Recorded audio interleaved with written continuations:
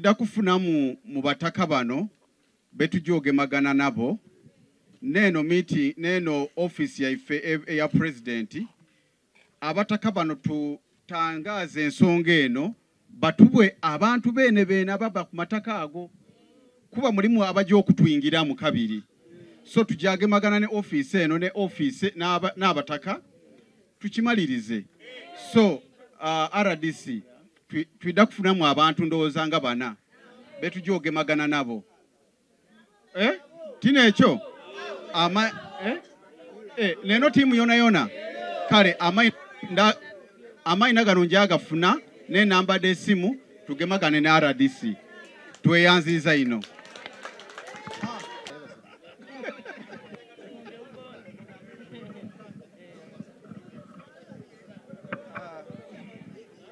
Thank you very much.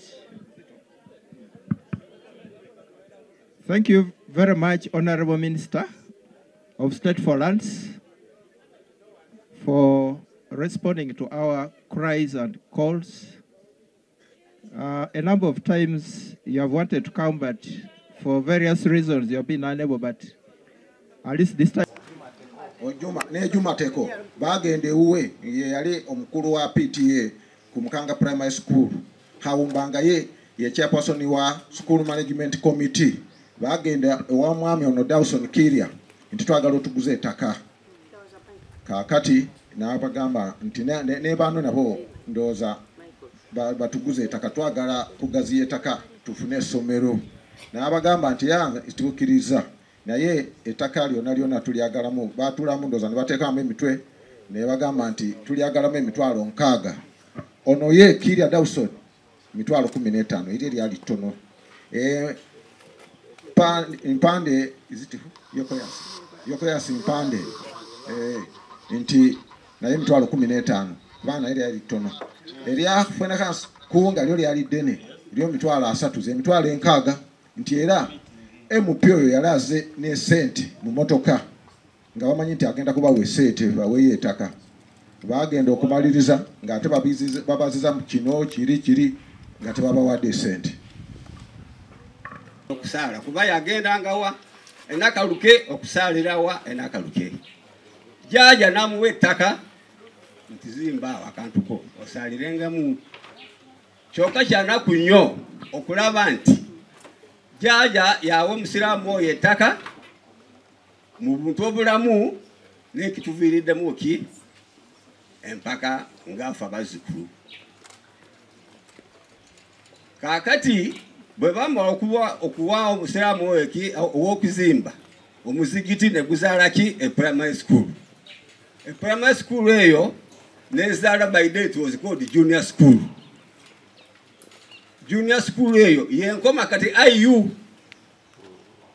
ubanga mbadde nga temunakumanya yatandikira wano nkoma yatandikira wano bwe balaba nti wano watono ne bagenda bagulawa enkoma kyoka kyanako kulaba nti ffe tukuze tuzadde tetulina wontu wonna gye tugenda naye nga minisita nga boze tukusaba okola amazima nga Mukama bwakutuusiza wano ze nkomi y'abaana Mwami Juma Teko n'Omwami Musa Kawumba eyaliwo Igombola bagire wange ne bankoba nti tulyeku eittakali tukwanta kali kibula kyetu tuikiriziganya wakati muli bwanawo nti niyo yokayasi mpande ogondi niyo nani foneka kunga tuikiriziganya emitwalo 6 nze 15 ompande emitwalo 15 omulaiso moize kiki alikini na 3 mbakantu akuwa sente minisanga ije ne sente jaisu kujyo motoka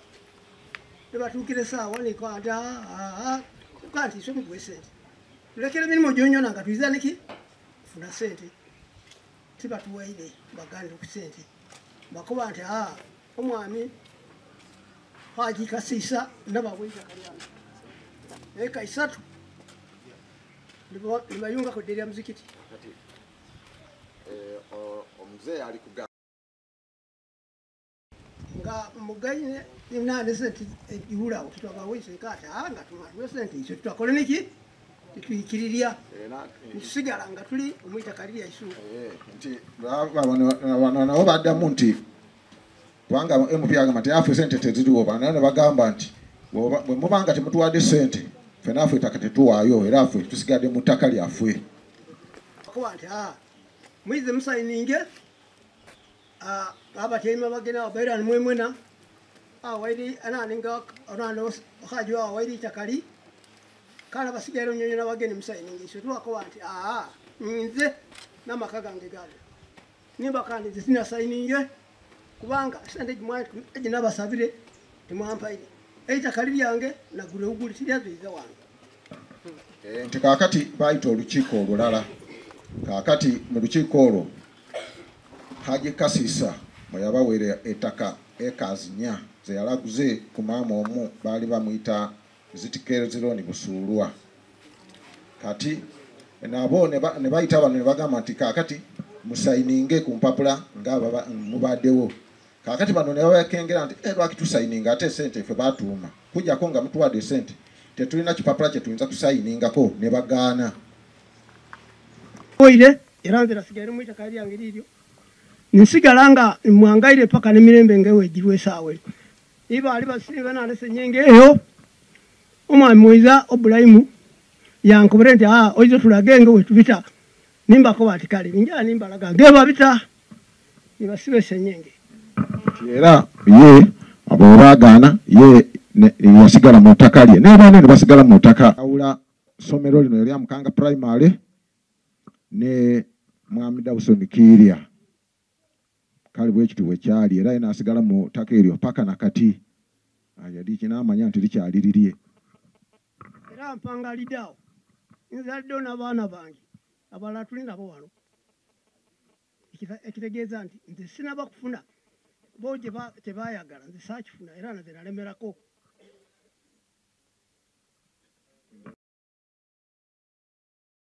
omusika wa Urumu taata wange yali omusika wa kitaawe kati nze nensika taata kakati nze musika wa Urumu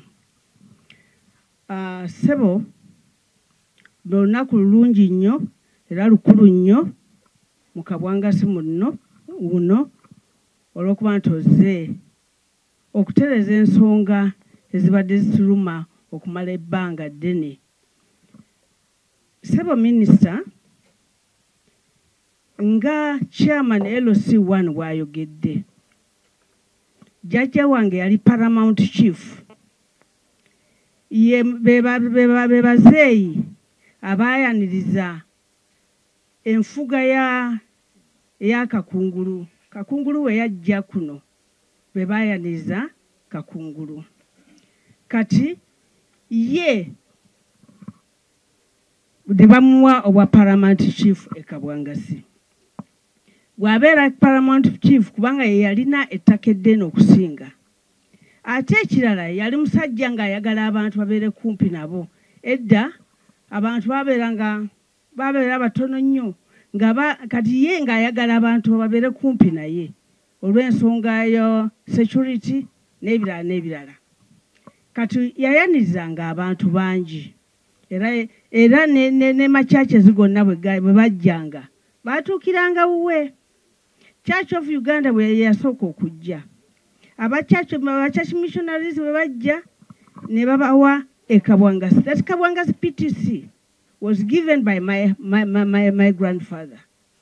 It's about 58 acres. Kati emukanga yajja ng'omwami wa LC1 bw'ayogedde bwe yajja yalina abantu abamukolera emirimu ate abalirwana nga bangi kakati omwami oyo abasiraamu bwe bajja n'abeera omusiraamu ye nga asabiranga ng'omukulu wange bw'ayogedde yabaasabiranga eri ate ng'emirimu tegikola walking from here ogenda okutuuka e Nakaloke ate n'okomawo ate nga it was a bush. It was not a very good road like now. Ninaga kakati kankuwe akatundu akayumba ako sabiranga wano mukyokugenda sabiranga awo omuzigito ogwasooka gwali ludda luli ewuwe mu maka ge. Naye bwe yalaba nti abantu baweze n'aga nti bano abantu nabo kambasalire nga bwe nasalira abali abakristaayo n'abasalira ekitundu kino awaali Mukanga Primary School. But he had given what? A mosque, not a primary. Kakati mosque eyo abantu bwe baawera omanyi bwe bakolanga buli church we yabeeranga nga church ezaala ki esomero nga lizaala oba dispensary, hospital and so on. So kyekyali wano nakyo baawa muzigiti, omuzigiti ne guzaala esomero. Esomero eryasooka Mukanga Primary School nezaala ki? Nezaala junior okusooka. Naye olw'okuba nti ettaka lye baabawa lyali litono, kwe kutwala junior Enkoma. Bwe batwala junior Enkoma ne baleeta secondary yasooka, still ne bagitwala Enkoma Secondary School. Yasooka Kabwangasi. Then in 90s, during Obote 2, kati netandi MP n'ayagala nti tulina somero wano ya secondary, twagala essomero lya secondary, kwegamba tutwalewa, kwe kunoonya nti kwe kulaba nti wakati wewano. It was a middle of the sub-county. But nwaga nti kebeere wano, kwe kuteeka essomero eryo abasiraamu baasinga okwaniriza essomero lya secondary wano mu Kabwangasi. Bwe baajaniza ne baliteeka mu primary, baali baagala kusalawo nti batewo ki primary. Ne bagamba nti no, a primary school eyasooka tesobola kutta primary, let's leave both institutions bibeere nga biri co-existinga. Awo wennyini omugenzi Geresemu Byakika nga yali MP n'abikolako nnyo. Essomero n'essomero ly'Ekiiki bagitondawo kumpi 1 year olw'okuba nti baayagalanga buli ndeeri lwakakungulu. Jjajja yagaba ludda luno olw'okuba nti oluguudo lwali wakati n'asigala eri.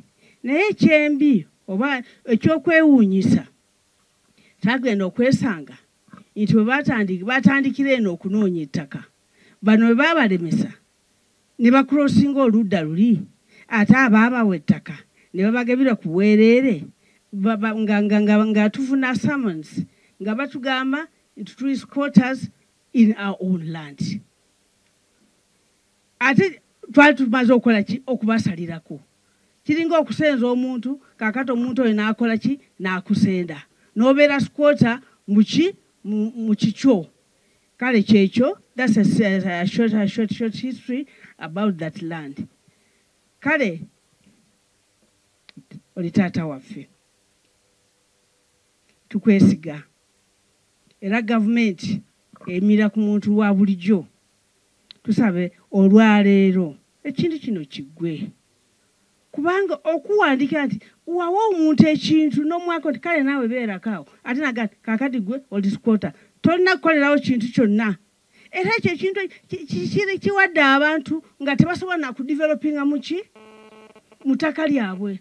They had stopped most of the development. Ate abalala olw'okuba ntayagala afiire yeka ng'atandika kutunda. Batunda baguza abantu abatamanyi. And so many people have bought, and they are all here.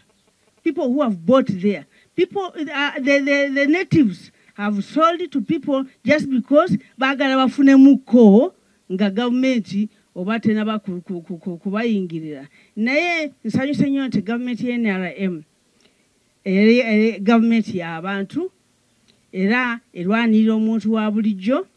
Kansabe nti nga bw'ozze era ng'omukulu bw'ayogedde nti nga bw'azze ebintu byonna bijja kubeera bulungi ku lwa Uganda.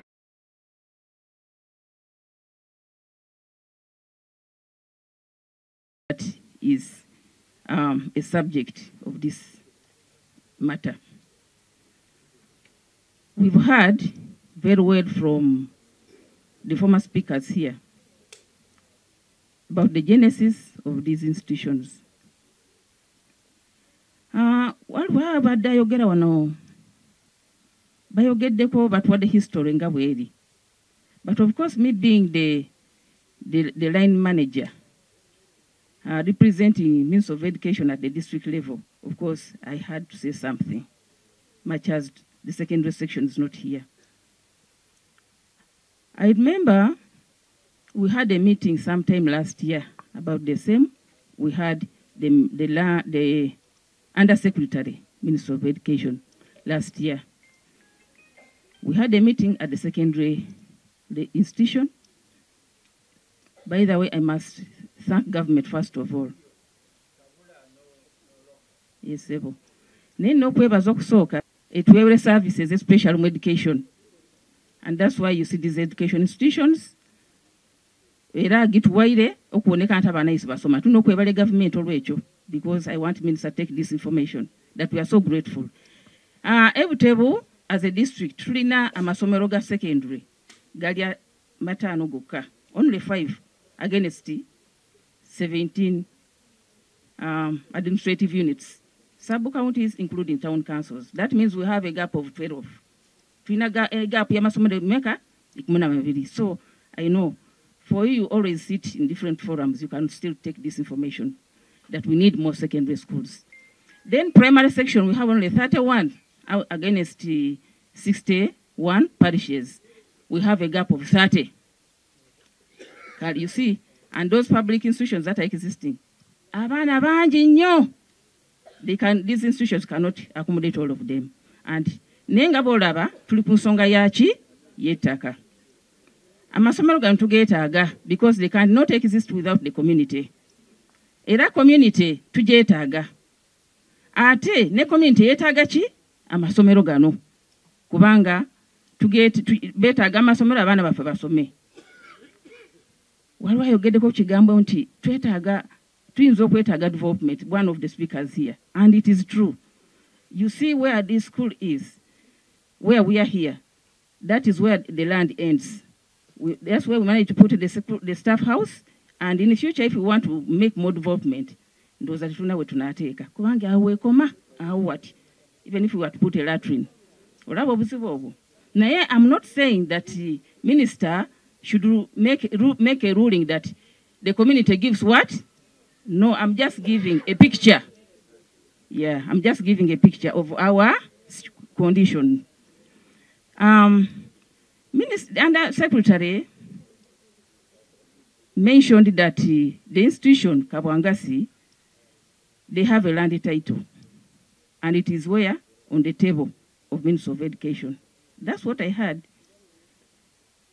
But we were not there when the schools or institutions were beginning. So it is the community, those people. They balina information yabo. Si checho. Mwe mulina ki? Information. And that's why minister is here. So tulina okumubulira nga ffena tulumirirwa nti twetaaga community ate twetaaga naki? N'essomero. We need to go exist. Kale bwe yayogera nti there is that land title, I don't know, but because you have the Land Act very well, I know you'll be able to give a guidance. And we don't know how even it came into place. But chimanyi nti minister ye amanyiko era chimanyi ajja kutuwaako right on that. Tetulina nnyo kye tusobola ffe kwogera kubanga nze byonna mbyetaaga nga bwe mbagambye. I need the schools, I need the community. But the presence of the minister is going to help us get more light. And I know he's going to level the ground for us, not so. Chemanya agenda kutu leveling the ground. So let's just want to request that we become tuwulirize enjogera yaki ya minister. Looking at the information he has got, ajja kubaako n'ekirungi kyatubuulira kye tulina okuyimirirako. Nze sebo minister sirina bingi. President Museveni yangambye nzije nkigwere wano kati olwaleero. Era kigwa bwe kiti ekyapa kyonna ekyayiika 12 kyonna nga bwe kiri kisaziddwamu.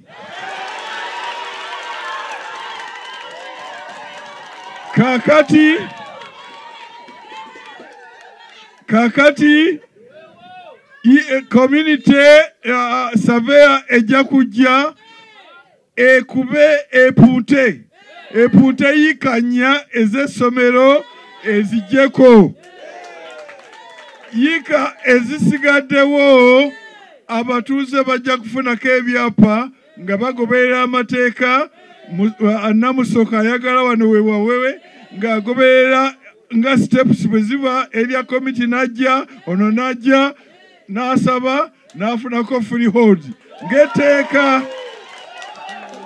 nga bajja mu office mwe muli wano tiimu yonna yajja era nebaza district team namu bajja newankubadde mwami okulu tewaliiwo mu kiseera ekyo naye omukyalo yaliyo yajja ne tiimu yonna ne bino bye bakkiriziganyako oba bye twakkiriziganya era bye nsize okwanjula wano nga ne office omwami ono gwe mulaba obwedda ayimirira wano avudde mu office ya His Excellency the President of Uganda special duties. Ebigambo bijja kutuukira ddala butereevu. Muzeeyi ajja kumugamba nti wange Mayanja yabyogedde nga bwe nabigambye nti ssebo yabyogedde. Mwagamba somero mugaagala nti go gasigalewo. Ne mugamba nti yikanya ze zaaweebwa amasomero. Kati yikenya zisazibweko. Ettaka eryaffe lituddire. Ekyo kisooka. Ekirala nti ekyapa jako ennya ez'essomero ziri endala zonna ekyapa ekisigaddewo kyonna kisazibwemu. Kakati abantu kye mwagala kye kiki yika zonna ekyapa ssebo bannange alatisinga waliwo essomero eryasooka erya primary eryo lyali ku eka meka. Kakati surveyor kyajja kukola liri eryokubiri lya yikanya. Eryo yikanya ndirina mu rekodi mwasalawo balisaleko. Bajja kusalako yikanya Ministry of Education user that secondary school. Bakole survey omwami yazze n'agamba nti amanyi gye likoma eri. Akole survey eyo nako bajjeko essomero ekyapa Ministry of Education user this primary school. Kakati ekyapa ekirala kyonna ekitundu kyonna ekisigadde tewali abakwatako, mulina security of tenure, tewali alinako kyapa. Buli muntu anajjanga n'asabako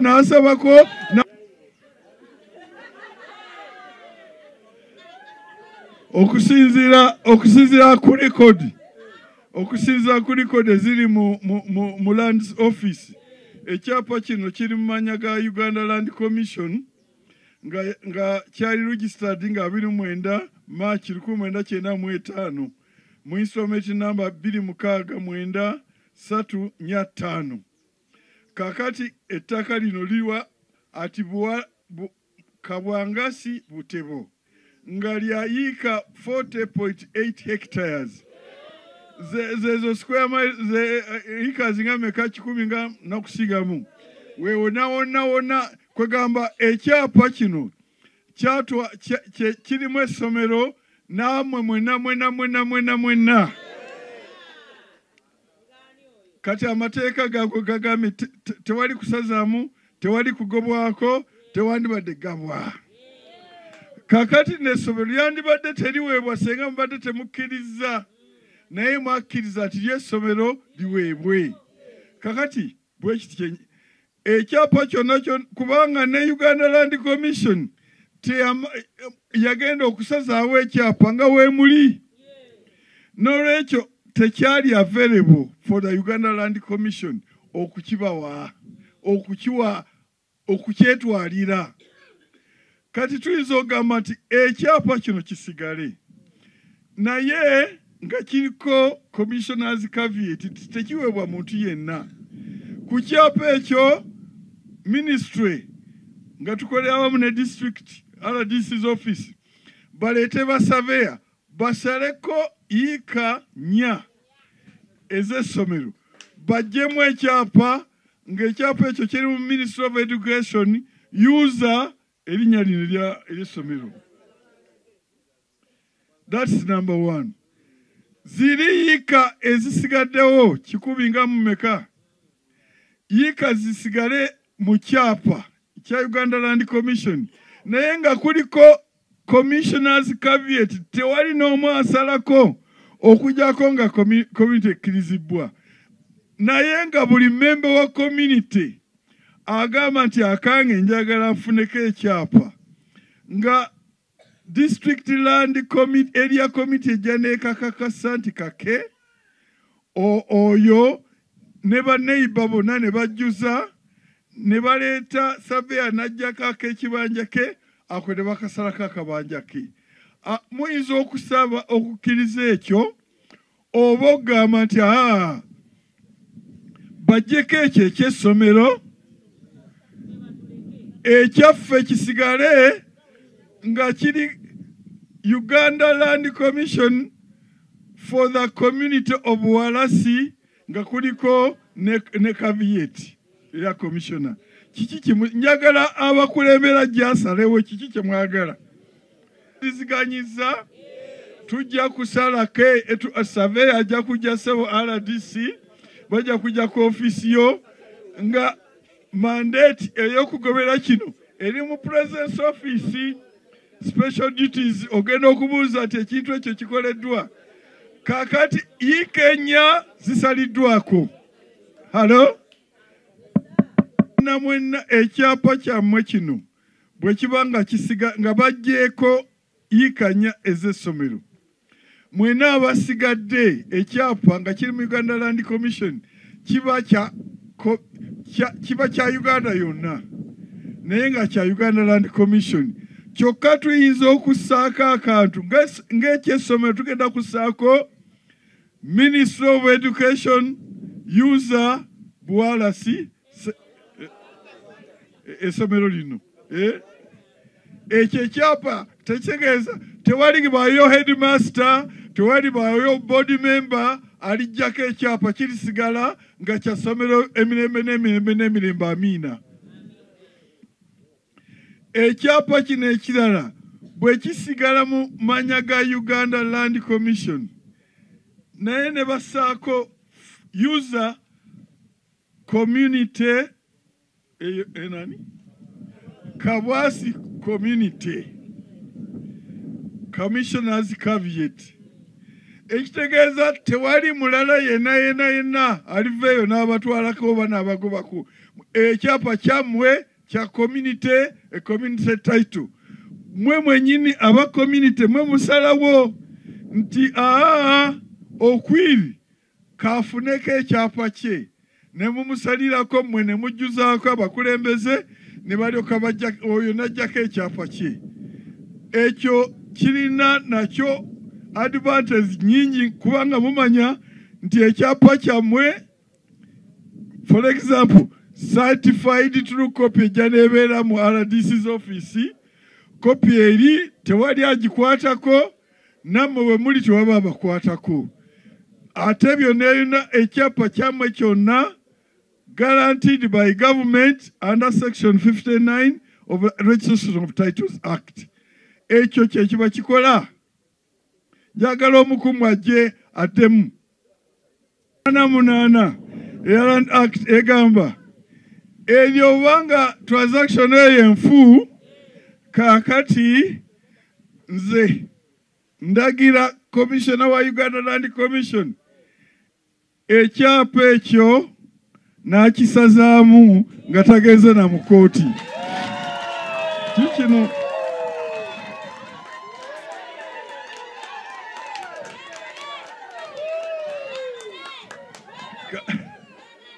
ate waliwo wano president we yagambira yalagira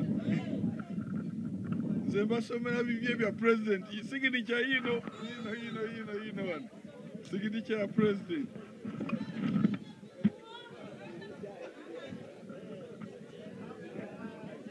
Omuti enna nakugoba ku ttaka mwe amutuuze nga olina veniti akugoba nga wano babadde bagamba abagoba. Anybody found engaged in eviction will be prosecuted according to the law.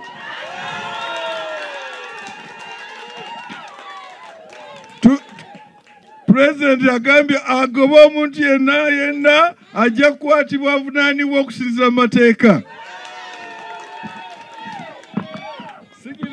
Signature yino wano bebanga batekere mu nkola. So niki kye ndi kugezaako kutegeeza. Nigezaako kutegeeza ati tuli kutumulanga amasomero gano ba secondary already niyo bayine title. Now from the title we now have to argue how do the community get their share from the titled land.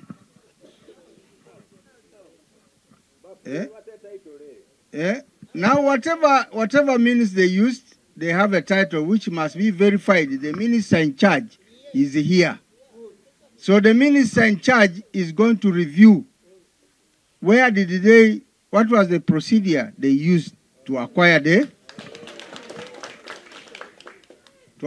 title. So that is going to be established. But at the same time, I'm going to put a personal appeal from the office of the president. These institutions are institutions that arose from your hands. If they came from your hands, we must arrive at a win-win situation. Muliri, at a win-win situation, munkomeruru at masomero gano tubalekere nga bona bakobati a community tuyambire. Mwenanga community, you will have now convinced yourselves that the schools that we created ourselves, we are responsible in giving them provision for more development. No, you wait, I'm trying to develop. Yeah? So,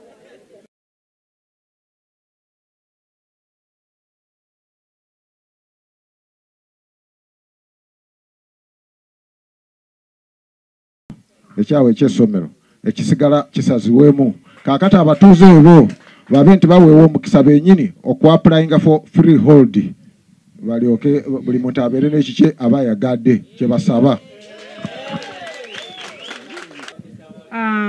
Kwegamba abatuuze abasinga obungi abalala baviira eri abalala bali eno. Tusazeewo nti ekyapa basazeemu buli omu akolenga bw'asobola okufuna ekyapa ekikye.